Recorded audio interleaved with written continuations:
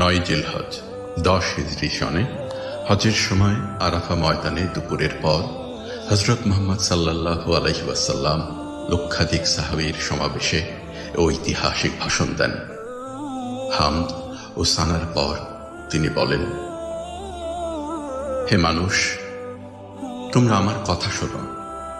এরপর এই স্থানে তোমাদের সাথে আর একত্রিত হতে পারবো কিনা জানি না। হে মানুষ, আল্লাহ বলেন, হে মানব জাতি, তোমাদেরকে আমি এক পুরুষ ও এক নারী থেকে সৃষ্টি করেছি এবং তোমাদেরকে সমাজ ও গোত্রে ভাগ করে দিয়েছি যেন তোমরা পরস্পরের পরিচয় জানতে পারো। অতএব শুনে রাখো, মানুষে মানুষে কোনো ভেদাভেদ নেই। আরবের উপর কোনো অনারবের অথবা অনারবের উপর কোনো আরবের শ্রেষ্ঠত্ব নেই, তেমনি সাদার উপর কালোর